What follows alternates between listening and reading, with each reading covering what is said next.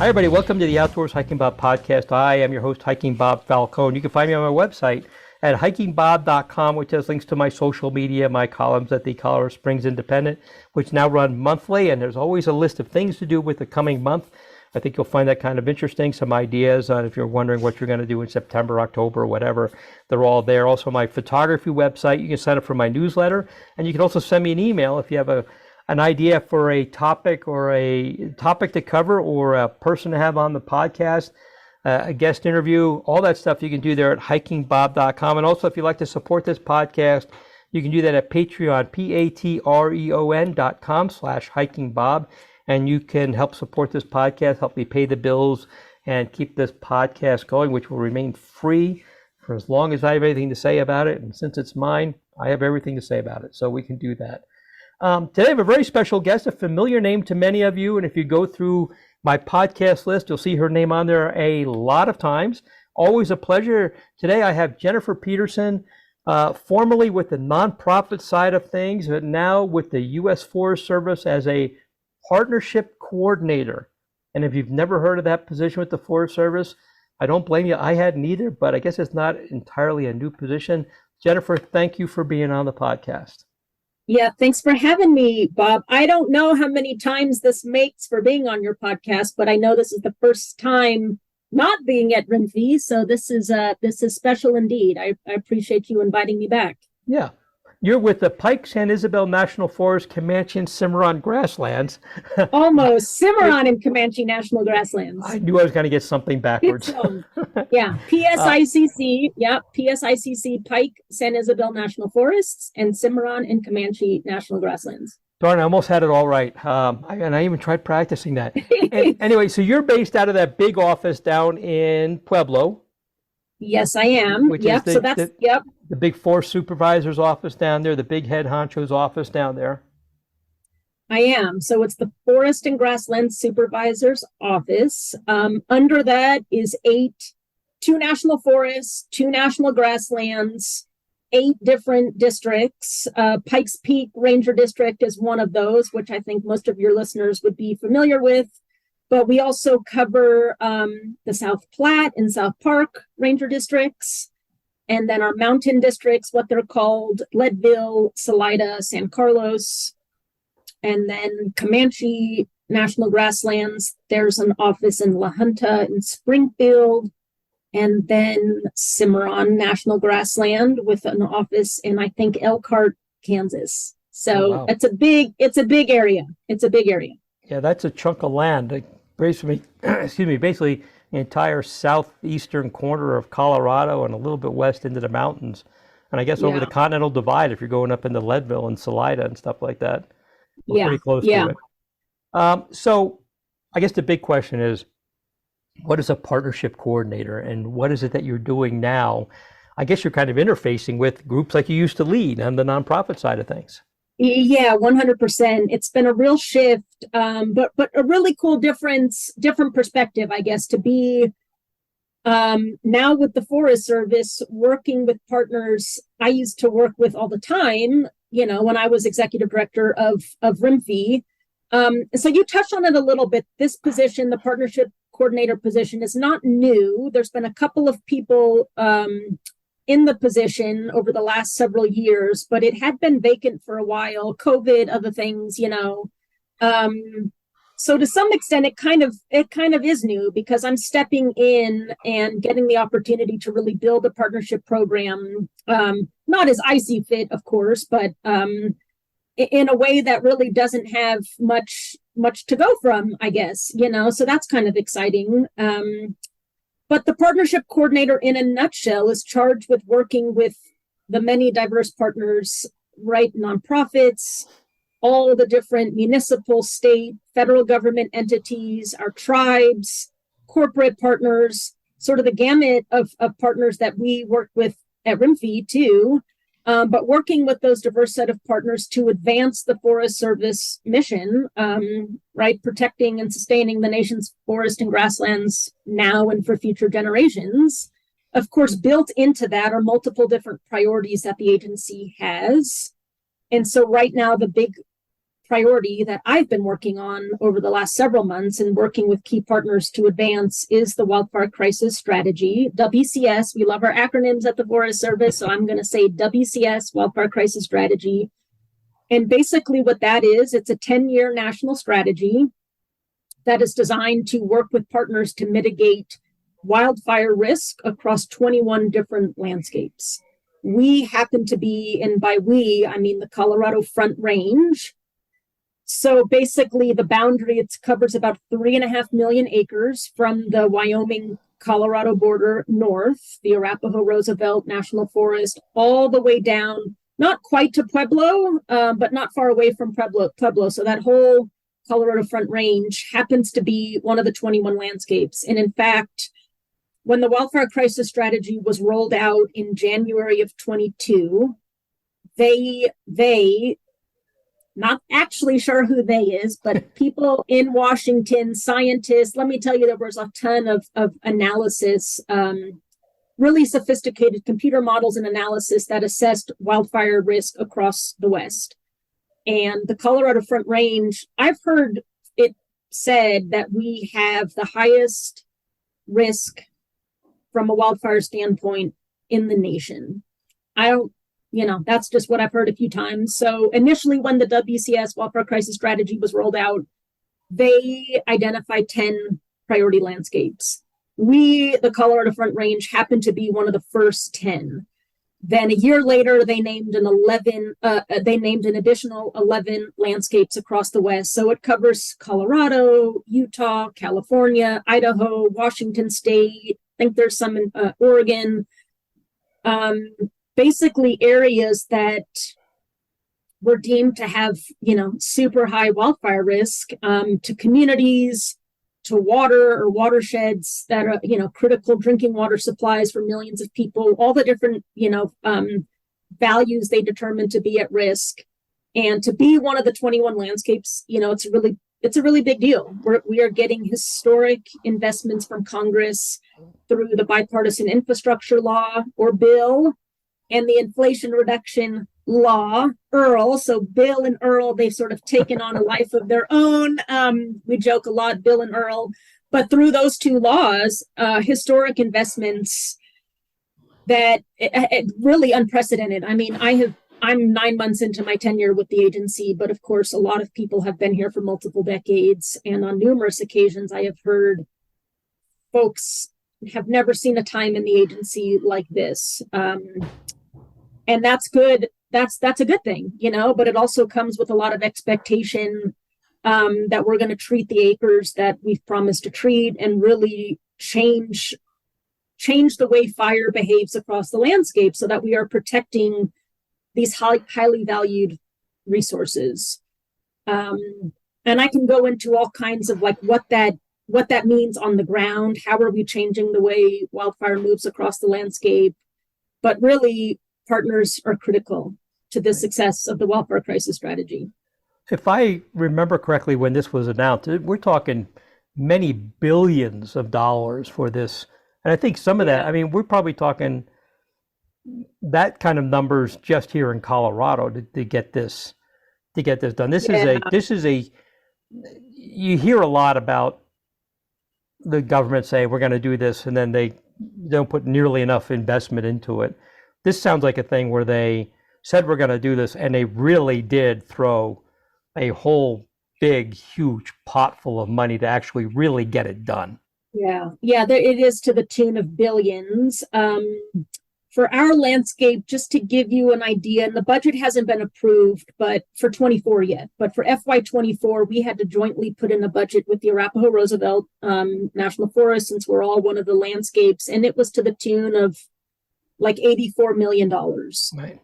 And it remains to be seen what that actual, allocated amount will be. But the chief of the agency has been pretty clear that even with these historic investments, he said it's just a down payment on the scope and scale of the work that has to be accomplished, which I think speaks to the severity of the problem that we have. And there's a bunch of different factors, right, that have gone into why the wildfire risk is so high across the West. Everything from 100+ years of fire suppression, which of course has allowed fuel to overgrow in the forest. And, our landscapes naturally are supposed to have frequent fires move through the area, low burning, low intensity fires to clear out that underbrush and remove that excess fuel. And, we know that we don't have naturally occurring fires across the landscape at the regular intervals that they're supposed to have. And so then you throw on climate change and wildland-urban interface and all these other challenges, and we've gotten to the crisis point where we are. And so and toss in a little underfunding, and so there's not enough money to do anything anyway. Which seems like they're trying to now catch up with. And the thing a couple of things you pointed out there, one of which was fire suppression. As a firefighter myself for decades, you get a fire, you go out and you put out the fire. And it's hard to tell a firefighter, we're just going to let that one burn for a while. We're going to let that one go for a while because it just needs to burn. Cole's got a squeaky toy. Cole, now's not the time for your squeaky toy. That makes the listeners laugh. Oh, yeah. It's hard to tell firefighters not to put out a fire, but sometimes the better thing is if it's a slow creeping fire, let it burn. Let it do its thing and let it, like you said, clear out the underbrush, and that actually makes a healthier forest. And the underfunding, there hasn't been any funding for many, many years to if it doesn't burn out, to go burn it out or to clear it out and do things like that. And here in Colorado Springs, where the city's been doing some of that work, you go in there and you masticate the land or something like that to clear it for fire mitigation, and it looks pretty devastating. And I've been in the Pike National Forest up on like Rainbow Gulch where they did that, and you look at it and you go, holy crap, this looks terrible, this is ugly, what have you done? But then you give it a year and everything starts to come back, and now you see how healthy it is. And it's a matter of getting the public to sit back, go, just take it easy, sit back for about a year, watch this grow back. It's going to be a whole lot healthier. It's a complicated and it's a complex. This whole fire mitigation thing is not like we're just going to go cut down trees. This is really a complex issue. Oh, it's super complex. I equate it to like home renovation. If you've ever done a home renovation, it gets way worse before it gets better. Yeah. And sometimes, like, it's pretty startling, some of the changes on the landscape, right? And that human dimension, public perception piece is really fascinating to me. And trying to, I don't know if changing human behavior is difficult, right? It's difficult no matter what you're talking about, but we're asking the public to accept changes on the landscape, whether that's through like forest thinning, mechanical thinning, where sometimes the results can be stark. It can be different than what they're used to. And then when we talk about following that up with prescribed fire and having the public be okay with the Forest Service or partners intentionally setting fire to a landscape, you've got increased smoke in the air. So you think about health concerns. And again, just fire on the landscape, even if super controlled with control lines and tons of personnel on the ground, it's still scary. And so that human dimensions piece, social license is, it's a big factor to consider too. And you don't the Wildfire Crisis Strategy calls on the agency to increase fuels and forest health treatments by up to 4 times that normal levels. In some cases, depending upon the landscape or the treatment area, could be 5, 6, 8 times. Right. And you don't just do that overnight, right? It's certainly a process. And the public and human perception and social license of the whole thing is a key element too. But when you think about the alternatives, right, and what's the best, not the lesser of two evils kind of thing, but would we rather the forest burn catastrophically and we've lost critical habitat, or maybe our water sources are impaired in perpetuity, maybe our access to the national forest is lost in perpetuity? That's not that's not great either. And so at least trying to be proactive on the landscape and creating those fuel breaks, thinning the forest, having landscapes be able to receive and recover from fire is kind of the goal here, avoiding those catastrophic wildfires that take out hundreds of thousands of acres and create, we've been through that with Hayman, and we're still recovering from Hayman, and yeah, it's tough, but hopefully we're again trying to change the way fire behaves on the landscape, and we're protecting values that people really care about, and trying to have the kind of the best of both worlds, Yeah, and we're no stranger to that here. Obviously the Hayman fire, which I think has been almost 20. Yeah, it's been more than 20 21 years. Yeah, 21 years, and if you go out to where that burned, we're not going to dwell on wildfires much longer here, but if you go out to where that fire burned, and what I tell people is, the Lost Creek area, and I know you spend a lot of time up there recently, and I go up there as often as I can. That's 21 years ago, and that fire, the effect of that fire, that is as stark a landscape as you'll ever see because of the nature of that fire. Then the Waldo Canyon fire burned in a different manner, so that's recovering a lot quicker. I was just down in Williams Canyon where that fire burned through, and that's recovering. But I remember those areas before the fire, and in my lifetime, I am not going to see that return to the way it was. And then, I think that's important. And the other thing about this whole wildfire crisis strategy is not a one and done thing. The whole purpose is to get the forest to grow back in a healthy manner. When it starts to get unhealthy again, we need to go back and do this all over again. So 5, 10, 15, 20 years down the road, they're going to need to go back and do this stuff all over again. Now, hopefully, if you keep this strategy going, you don't have to be as drastic in 5, 10, or 20 years because you've kept up with it. But I hope that there is an appetite with our elected officials to continue funding maintenance of this efforts, which is often forgotten in these things. Like, oh, we got it done, we're all good, kick the can down the road, and 25 years from now, we have more devastating fires because nobody kept up with it. Yeah, no, totally. Great points. It's a big deal. So you were telling me on this before we got started here that you've been working on the wildfire crisis strategy.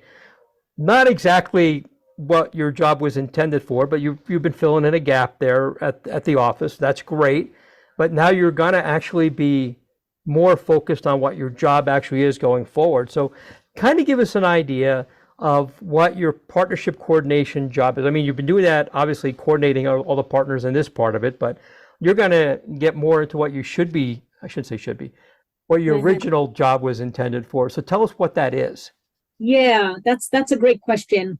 I mean, I don't think I'll ever not be involved in wildfire crisis strategy for the foreseeable future. Sure. I don't think anyone in the agency will be because of, how high of a priority it is for the agency. But I think now I'll get the opportunity to expand partnership coordination and development right outside of the wildfire crisis strategy, because the Forest Service has its hands in so many different things, right? Whether that's wildfire, obviously outdoor recreation is a really big focus. And I would contend, maybe the wildfire crisis strategy is the number one priority for the agency. It's certainly focused on, fuels and forest health treatments and mitigating wildfire risk 100%. But I would argue that it's not mutually exclusive of other values on the national forest. Inevitably, a treatment area, right, a mechanical thinning project or a prescribed fire, it's going to touch critical habitat, or it's going to touch a recreation area with trails or trailheads, and so trying to think of the WCS with a broader lens and capturing some of these other program areas or interest or values, I think will be something that I'll get to do moving forward. And, it's exciting. What I loved about RIMFI the most, and I've said it all the time, was the partners who made the work that we did possible at RIMFI. And so getting to do that at the Forest Service, right, coordinating and working and developing those relationships with all of the vast partners that exist, that's super exciting. So we've got all kinds of partnerships, right? And I'm just sort of dipping my toes into the partnership world and how we work with partners. Because it's kind of different. Like when we work with a partner entity, oftentimes the mechanism we have to use is some type of an agreement, right? Whether that's kind of a basic memorandum of understanding that says, hey, we like what you do, partner, and partner says, we like what you do, let's work together, all the way down to actual agreements that come with a financial transaction that says, we like what you do, partner, and we're going to invest funding in you to complete a specific scope of work over a number of, some time period. And so just trying to think of, all the partners, like I'll just kind of go through the gamut. Our nonprofit partners, definitely working with RIMFI still on different things that they can do with the agency to benefit our mission and our priority areas, including WCS. It's been fun to work with Volunteers for Outdoor Colorado, VOC. They have a regional, an agreement with the regional office in place. So trying to tap into that. There's a lot of great things happening. I know you're probably familiar with the Envision Chaffee County Coalition. That's over on the San Isabel side of things, but they're doing really great work and trying to tie in with them. There's a whole host of community collaboratives, right? We have, and I don't want to leave anyone out by any stretch, the Upper South Platte Partnership. They're a huge partner of us, of ours, working to not just mitigate risk in the Upper South Platte watershed, but do a whole host of things to improve the conditions, if you will, of the Upper South Platte watershed, which, again, talk about highly used area for recreation, highly used area for angling, the angling community in the South Platte, So there's a ton of community collaboratives that we work with. Arkansas River Watershed Collaborative, that's another great example. Pikes Peak Outdoor Recreation Alliance and what they're doing with the Outside Pikes Peak initiative, right? So tapping into all of those and really being, what I'm trying to be is that connection to the agency. The Forest Service, you can't not have them at the table oftentimes because of all the federal land we have in this area. And oftentimes, I saw it on the RIMFI side, but it was hard to capacity, time, all the things. The Forest Service was hard to kind of get them to come to the table. I'm hoping I can be that connection and that constant presence for the agency, to represent the agency and have someone, be a place where people can ask questions, pick up the phone and call, send me an email, and know they're going to get an answer back on whatever question they may have.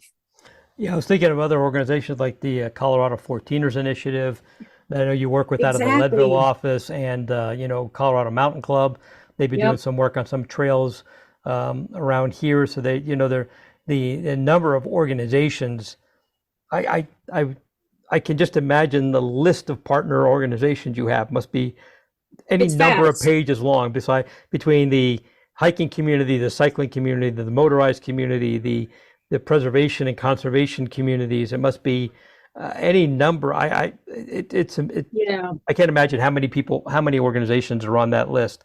A lot of these things to me seem to be somewhat connected. For example, the Wildfire Crisis Strategy would have a connection to the recreation community.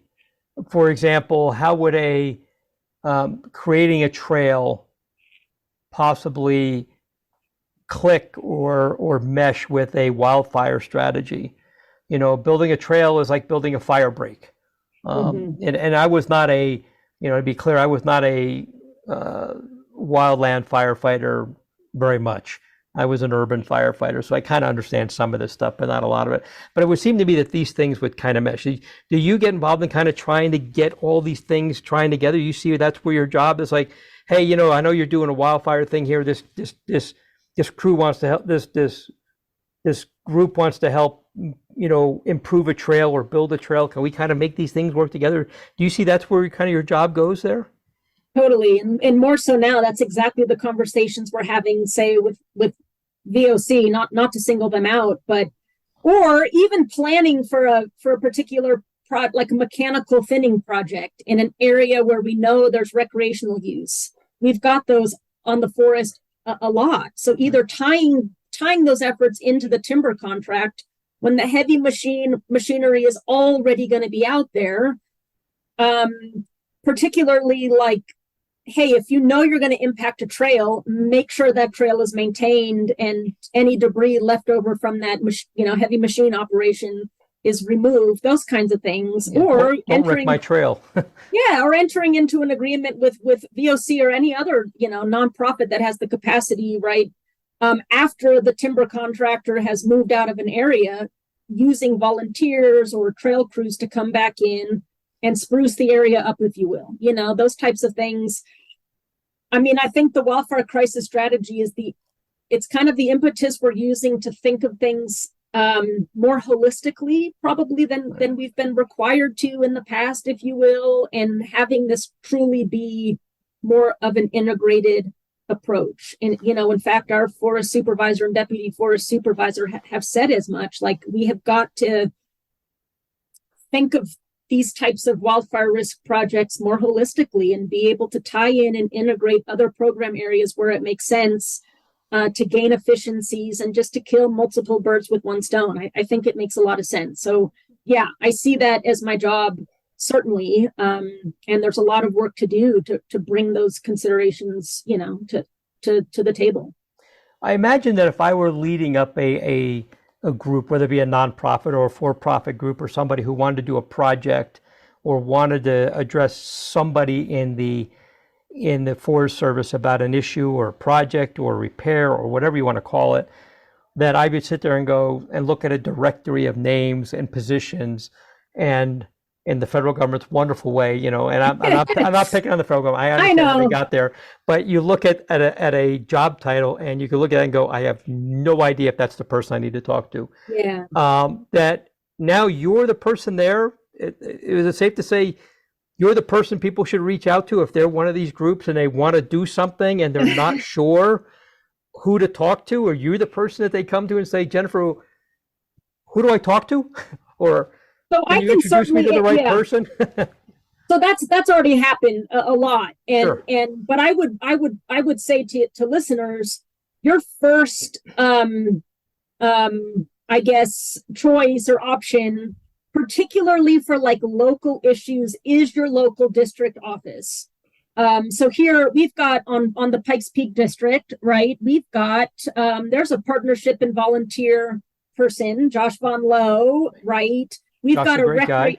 Yeah, we've got a rec planner, Samantha Gooch. We've got, oh gosh, all kinds of staff here at the Pikes Peak Ranger District that probably would be your first line of attack, I guess, right? And your local district office, wherever you're recreating or wherever you're enjoying your national forest, whatever activity you're doing, the districts are set up to be sort of those local eyes and ears on the ground and kind of your first line of attack when dealing with those local issues.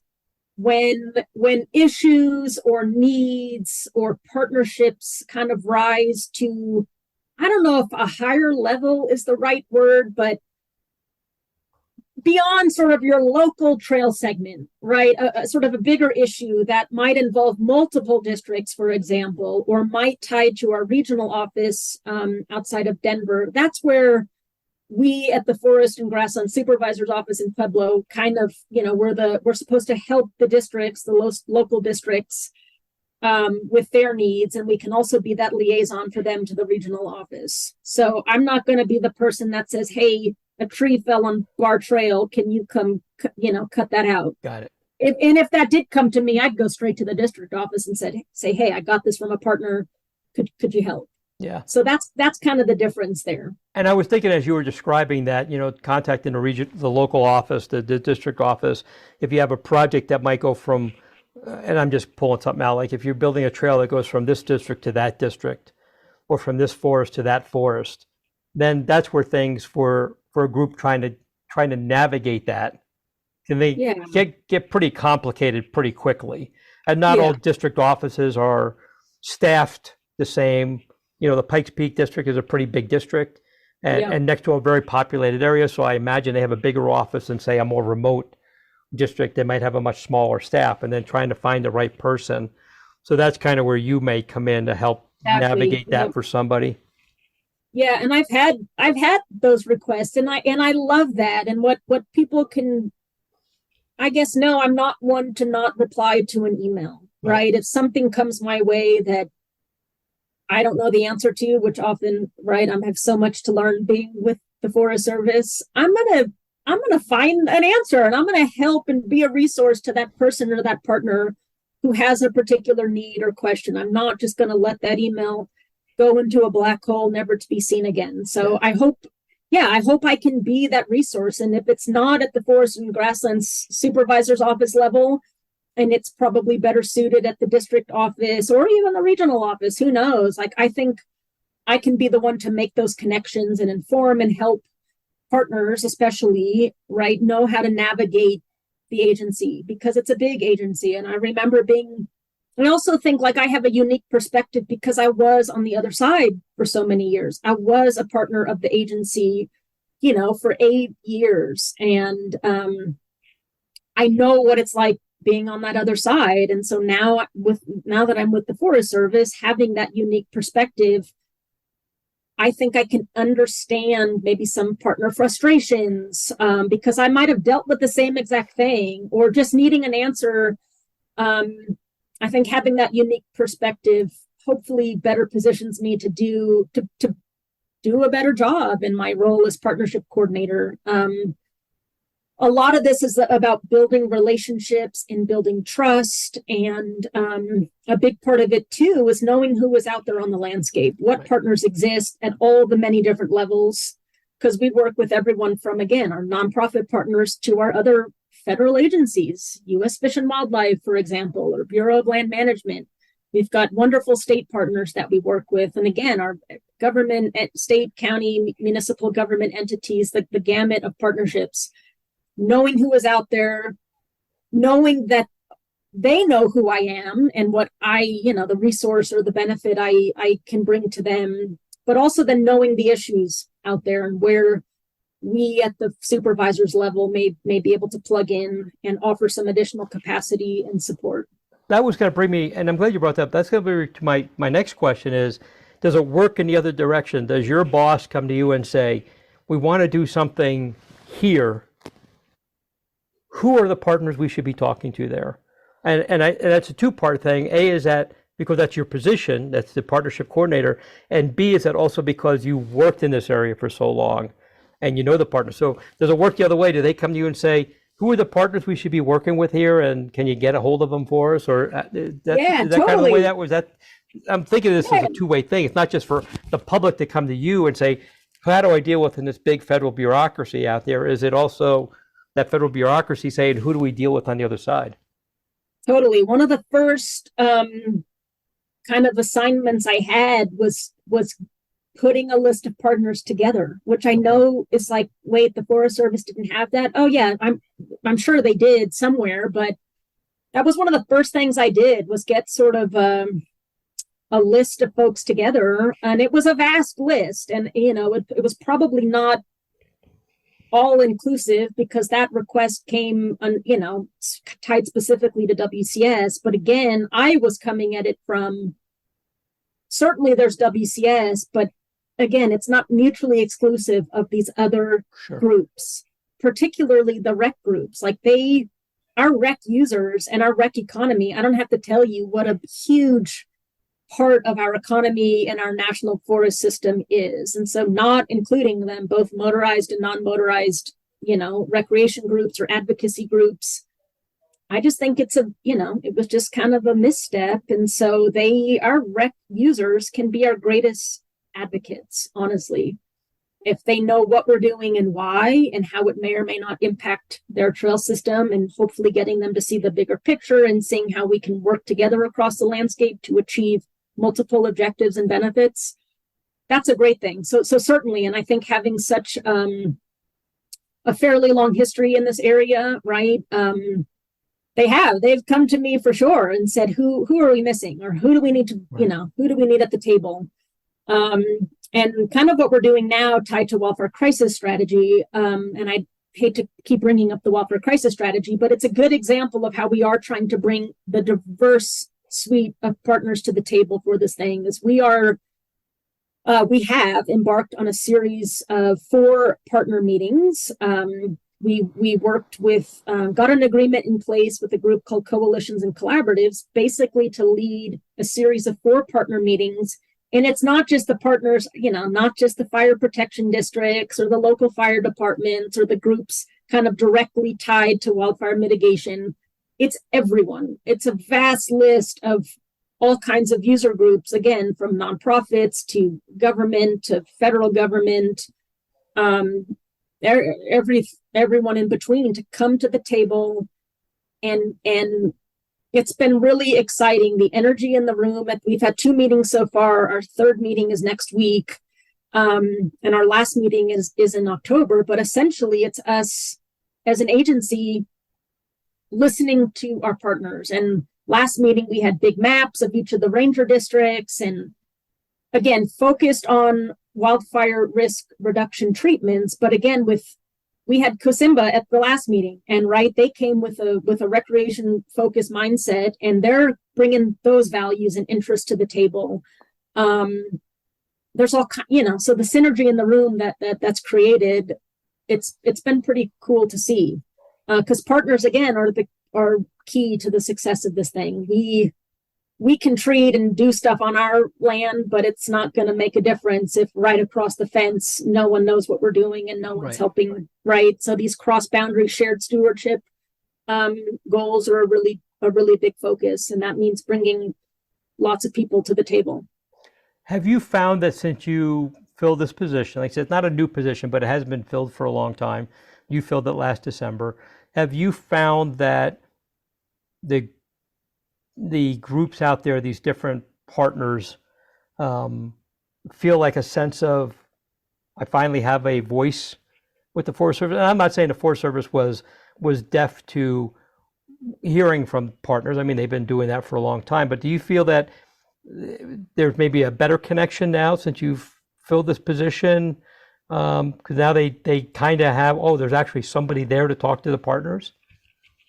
Yeah, I hope so. I mean, I don't think it's all me, right? But I have heard from some partners like, wow, it's really great to have someone that communicates or replies or responds, and I think that's a great thing. Know too that the agency bigger picture, like we are hiring like crazy, building capacity in all realms of the agency. So I think too, there's just hopefully more people in the agency that are filling some of these gaps that have happened since COVID and all the things. And I think collectively, bigger picture, I think folks will find that we now are in a position to be more responsive because there's more people that have been hired to fill those gaps and those roles, and more hiring that's happening as we speak. So, but again, I think it's all about communication. It's all about being responsive and being a resource to the particular partner we're talking about. And so I think having this particular position, the partnership position filled, is that liaison, can be that conduit and resource. And I have no doubt that will continue, and there'll be a lot more partners that I'll get to communicate with, and cool initiatives and programs. And there's so much happening on our national forest. It's diverse. It's eye-opening just being here for 9 months and seeing all of the different things the Forest Service does and how critical partners are across the board. There's just incredible amounts of partnerships and relationships out there that learning about those and getting to be involved in those and moving some of these, priorities and goals. It's been pretty cool. Have you found that since you've been there, not that you were not aware what the Forest Service was doing, and obviously your previous job and obviously a lot of connections there, but have you found that the depth of work and responsibility of the Forest Service is greater than you had anticipated or that you were aware of One before? 100%, Bob. Like mind blowing. One of the first things that, gosh, there's a lot of training opportunities, but what was really cool is in April, I think, gosh, time flies, in April, I went to Albuquerque to do a new employee orientation, and it was a week long in Albuquerque. They had people, you had to apply to get accepted to the training or the orientation, but there were probably 80 or 100 people from all across the country, new employees, in the same room. And, you know, we covered a lot of topics, but the big takeaway that I left with was my jaw was dropped. It just, you know, just floored at how vast the agency is and all the different things that the agency is involved in. I just, and it's hard to explain, but yeah, we don't just manage, I mean, we manage the national forest, but it's way deeper and bigger than that, for sure. The details of what it means to manage a national forest. Oh, I imagine yeah. that you get into the weeds on that. It's got to be pretty deep. I was always most closely involved, you know, when I was a partner of the agency on the recreation side of things and the stewardship side of things, and thought kind of that's all, you know, I knew the Forest Service obviously mitigated wildfire risk and, you know, did a whole bunch of other things. But what really struck me, you know, and I knew this too, but we are a multiple use agency. So we are not just managing for one particular use. And I think sometimes the public can forget that. And we have an obligation to manage for multiple uses. Recreation is one piece of that, wildlife, water, cultural resources, forest, you know, all the different things that the national forest can provide. And so because of that, it just means that we have our hands in a lot of different things. And it also means I have a lot to learn. I have a ton to learn. I bet. And, you know, I've reminded people in the past that the Forest Service was not created to be a recreation agency at all. It was a management agency, a forest management agency. And recreation is something I think they kind of got forced into because people wanted to go out into these forests and like, oh, we have to manage this too. You know, we've been managing rivers and streams and forests and hills and mountains, and now, oh, we got to take care of people too. You know, it was not the first thing, and in some cases not the top priority of the Forest Service. It's to protect the resource out there. So it's an interesting thing, and that makes your job pretty interesting. I mean, you were kind of on the recreation side of things, you know, building trails and stuff like that. Now you're looking, I'm sure your partnerships are way vaster than that you are helping to deal with.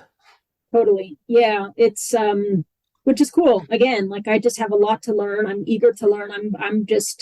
I'll probably say drinking through a fire hose for the foreseeable future, you know, because again, of how much we're doing and how vast our requirements are legally as an agency, how we are tasked to manage the national forest. It's diverse. And so that comes with diverse partnerships. And yeah, so there's a ton to learn, but I'm eager to learn and work with folks to do some cool things. So yeah, reach out. And if I'm not the person, I'll connect you to the right person. Cool.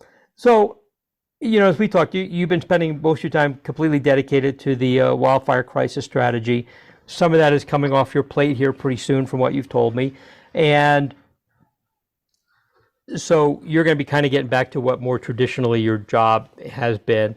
What can these partner agencies expect going forward from you? Are there some of the groups you haven't had a chance to really talk to? Are they going to start hearing from you a little bit more often? Is there going to be a little more outreach? And I'm not saying you haven't been doing a great job, but you've been kind of not doing your primary thing because you've been helping to fill in other places there. But yeah, it's funny though, people have found me, and so that's a good thing. And so you know, we've got our water utility partners. I'll just start with that as an example, like how critical these Colorado Springs utilities, Denver Water, we're setting up new agreements with Aurora Water. Pueblo Water will probably get involved here before too long, but that'll be a big focus too, because of course, like these water utilities, there's critical watersheds to be protected, critical source water areas, whether it's a reservoir or a particular stream, right? We're talking like drinking water and habitat, all kinds of benefits these critical watersheds provide for millions of people. And so Right. we're just in the process now of reestablishing a 5-year MOU with Colorado Springs Utilities. Have been emailed this morning about getting new stuff set up with Aurora Water. So I think that will be a big focus too. On the rec side, the governor pushed out the executive order setting up these outdoor regional partnerships. We happen to have one local here with PPRA, but there's other, on the San Isabel side, the Envision Chaffee County. I haven't really looped in with those folks at all, except making an introduction. So I think that'll be a good opportunity too to get more plugged in with what they're doing out there and learn more about that. I can't forget the Grasslands either. Like, I know there's partnerships out there, and Sure. obviously there's a lot of different uses on the Grasslands, more so grazing focused, and there's permittees and different all that, so trying to get looped in over there. I've been really focused, like I said, on the Pike National Forest. So now it's sort of sharing the love across the other districts and areas of our particular unit, and just learning like what is out there, what am I missing, and how can I get plugged in, what's best left to the districts. But again, being that support, no matter what we're talking about, because again, like our agency really does rely on partnerships to get a lot of things done. So Right. Cool. yeah, I mean, I guess a big saying that we say almost at the end of every meeting is more to come. And so I would say more to come. Okay, but roll their eyes when they hear that part. Like, oh no, not more. Yeah. And actually, I mean, we're thinking too of starting, part of these series of 4 partner meetings that I mentioned is there's a really cool partnership north of us in the Arapahoe Roosevelt, the Northern Colorado Fire Stick Collaborative, doing a lot of great things, multifaceted kind of work that's happening, not just on the wildfire risk stuff, but all, really, really multi-factor partnership up there, and kind of using these 4 meetings to inform whether we stand something up like that to the southern part of the Front Range. And so if that happens, that'll be a really cool opportunity to be kind of an umbrella organization pulling in all kinds of folks to the table to see what we can do across the board. Again, not just specifically tied to wildfire mitigation, that will be a part of it, but what else can we, consider? So yeah, I hate saying it, more to come, but sky's the limit is what it is the truth. Yeah, Sky's the limit. it sounds like it, and in a heavily populated area like where Yeah. the Front Range of Colorado, and a growing area and a huge draw for tourism and people wanting to come out here, whether they're going fishing or hiking or hunting or whatever they want to do, mountain climbing. That coordinating with these different groups that are also out there, CFI and CMC and things like that. This obviously is a big deal to have a person in your position, Yeah. to get everybody together. And the other buzzword I'm thinking of is get everybody on the same page, which could Yeah. sometimes be like herding cats. But I think that Yeah. having somebody in your position does that. Jennifer, anything else you want to tell us about what you're doing in your position? And I mean, it's been a great conversation with you. I've been wanting to have this for such a long time, but I wanted to give you also time to settle in your, I didn't want to come talk to you the week after you got the job. I want to give you time to settle in a little bit, but. I appreciate that. It's been, like I said, I did sort of have a leg up. I mean, again, having worked with the Forest Service so long in my former role, right? I don't know. I felt like, not that I would know it all by any stretch of the imagination, but now being in the agency, it's a whole other ball game, right? It's a whole different perspective. And so I'll just say I've got a ton to learn, but I'm again eager to learn and excited to, develop relationships with the key partners out there that for sure will be critical in helping the Forest Service accomplish some really neat things. That shared stewardship piece is really exciting, working together, collaborating together, bringing different voices and people to the table. That's exciting. And so I can't promise folks that I know all the answers or have all the answers, but what I can guarantee is, I'll be excited to work with you and dig in to find those answers. And reach out. And again, if I'm not the right person to answer the question, I can direct folks to the right person. But it's a great agency. I guess for listeners, if you've been frustrated with the Forest Service in the past or haven't had a great experience, or have had a great experience, I don't know. I think the agency is doing a lot of great things. I mean, I know they are. And we have a lot of acres out there, a lot of national forests and wilderness and grasslands, like really tremendous natural assets out there that the public enjoys for all kinds of different uses, right? And so we're doing good things, but again, partners are critical to managing these resources. So, well, looking at things from my side, not being in the agency, I can say that with the move, like you talked about, filling jobs, law enforcement presence has increased in the Pike National Forest, as somebody from the media outreach and responsiveness has gotten a whole lot better because they've increased the number of staff there. And I know for me, being on the media side, it's a whole lot easier for me to get in contact with somebody to get information, or to put me in contact with yourself or somebody else if I want to have an interview or ask questions or do a podcast with or something like that. All of that stuff has gotten better because of this, increase. And then, of course, your position and filling your position, which went unfilled for a while, has done a lot. And I'm hoping that somebody in your position not only is a point of contact and kind of serves that liaison, but also maybe expedites things, because you can, there's a pace at which things go anyway, but having one less hurdle, which is who do I talk to and who do I coordinate with, can make things move maybe just a little bit faster to get things done or get an answer or something like that. So I can see that advantage there of having someone in your position. Jennifer, I really appreciate you taking the time. I know you've got a lot of other stuff to do other than talk to me, but I appreciate you as always, and you've always been a great interview as somebody to talk to and chat with. It's been great to see you again. I haven't seen each other in many months. So I'm glad to see you. Not years quite yet, months. Hasn't been that long, but it's been a while since we got a chance to talk to each other. So I'm glad to have you on here. Really appreciate you taking the time. Gives people kind of a perspective on what's going on with the Forest Service.